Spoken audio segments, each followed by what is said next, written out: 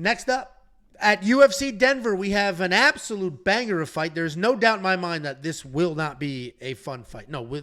There's no doubt that this is going to be a fun fight. This is going to be a spectacular fight. This is going to be a lot of fun. Is it going to be high level? Is it going to be a ton of technical skills back and forth? No.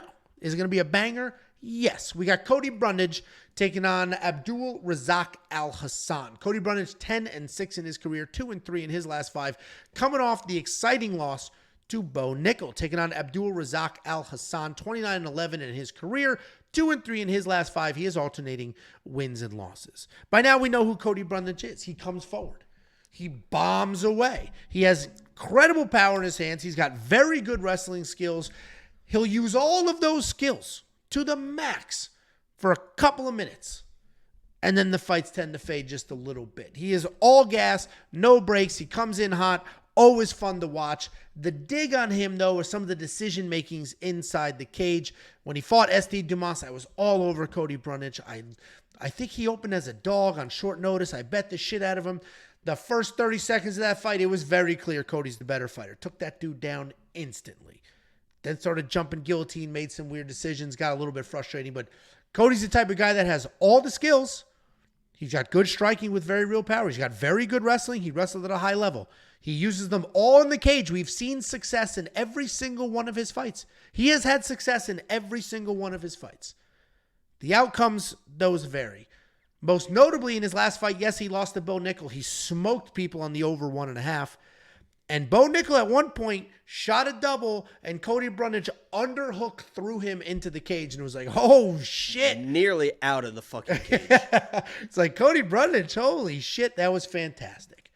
He's taking on Abdul Razak Alhassan. Everybody wants to focus on how powerful he is, what a striker he is. And he does tend to headhunt in fights looking for those knockouts, but he's actually a very high-level judo 29-11. He's a very high... Is that not his record? He's 12-6. Oh.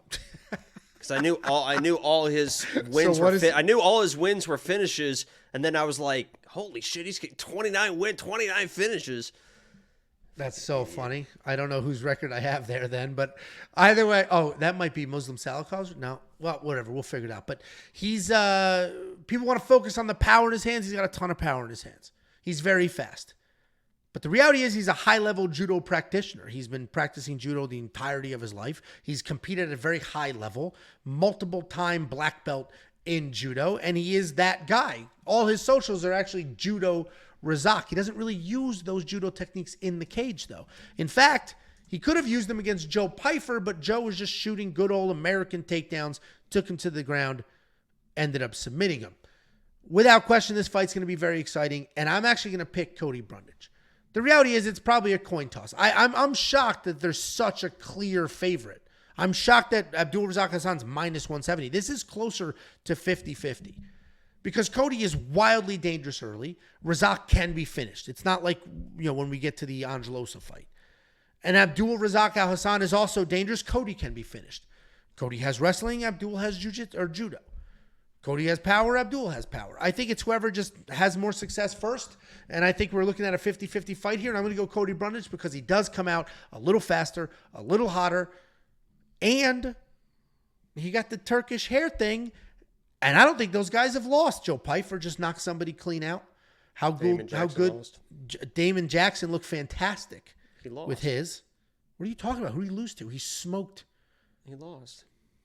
Are you an idiot? He smoked Alexander, what's his name? Alexander the Great there. So you're just being wrong and stupid. Cody Brundage is the pick. What do you think, Jakey boy?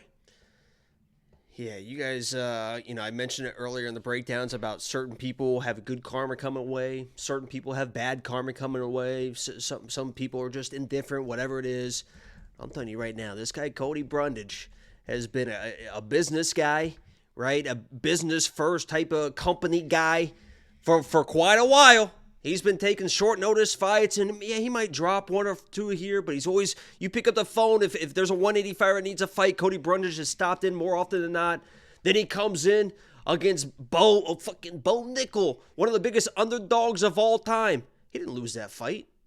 Nah, he did not lose that fight. He lost the wrestling match, Right? He lost a wrestling match to a little bit of a better wrestler while he was also throwing this dude through the fucking octagon, right? And you saw the swagger come out from Cody after he did it, right? He lost a wrestling match, didn't lose the fight, right? He brought the fight to fucking Bo Nickel, just like he brought the fight to Zachary Reese. He brings the fight to a lot of people, right? And I love the way he brings it. Boom. Takedown, gets him to the ground, and I hope that's the game plan here, Cody.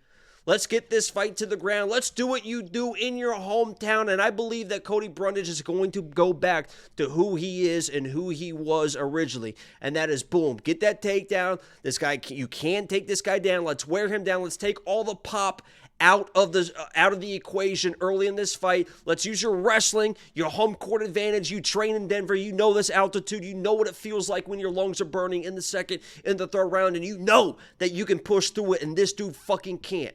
Let's level change. Let's get this to the ground. Let's grind him early. And I guarantee you can finish this guy in the first or second round. You get this fight to the ground. Obviously on the feet, Abdul's always going to be live. And Cody probably is going to mess around on the feet a little bit. But I think we see the old Cody. I think he gets on his legs early, gets that early takedown, is able to out-wrestle this guy to a point where Abdul really just kind of loses by exhaustion, and Cody kind of takes over from there. So I like Cody Brundage. I liked him against Zach Reese. I picked him against Bo Nickel. He didn't lose that fight. He lost a wrestling match to Bo Nickel. He won that fucking fight. And I'm picking him here. That's my dude, Cody Brundage. We're both on the same side, and honestly, I am shocked that there's such a clear favorite here. I think there's just some bias built into that with some of the Cody losses, like the Jacob Malkoun one was a little like, okay. Or that was a win, actually, but, a little like, a little controversial but it is what it is. That's a TKO win, right? It's a high IQ win. For all the trouble people want to give him for the low IQ decisions, like jumping guillotine against SD Dumas, that was a high IQ win. He made the right decision when the decision was ready to be made. He actually kind of seems a little bit different since he got all that backlash or whatever. And I was on the backlash too. I mean, I literally tweeted the next day, "Good morning to everyone except Cody Brundage." And he actually showed me that tweet, which is pretty funny too. Because me and him started talking after the Zachary Reese fight. Because me and you were into it, went back and forth with Zachary Reese. And I was very high on Cody. And not a lot of people at that time were very high on Cody. And then he won or whatever. So I started DMing Cody. And then it was a few weeks later, he sent me the screenshot of me saying, "Good morning to everyone except Cody Brundage." He's like, "We've come a long way, haven't we?" And it was so fucking funny to me. But he seems like he's kind of got a little bit of an edge to him. Since that fight, that he came in that Zachary Reese fight, right? A little bit of swagger coming out, slammed the guy through the canvas. Even in that Bo Nickel fight, he went right at Bo. He wasn't afraid of fucking Bo Nickel. He went right at him, threw him against the cage to start the second round. I think there's a little bit of swagger, and I honestly think he's got a lot of good karma coming his way. I think he's going to rattle off 2, 3, or 4 in this division. It'll be a lot of fun to watch. We're both on the Brundage side, $7,700 in DraftKings Fantasy. I personally think it's worth a shot. Obviously, you got to build your lineups wisely. A single entry cash game where you only have 6 picks to make, and that's it. And that's the whole entry. Maybe a little bit riskier than if you're building multiple entries into a larger tournament. But either way, both on the Cody Brundage side, you can unlock the picks, the bets, the round line leans, the tools, and every single thing that we do for an entire month. Safety Parlay has hit 5 in a row. WeWantPicks.com. Click Become a Member at the top. And I told Cody he should wrestle, or he should have fought Andre Petroski. I was kind of begging him to fight Andre Petroski, but I think they've trained together and stuff before. But I think it's a good matchup for him still. But I literally was like, dude, you should fight Petroski because you fucking smoked Petroski.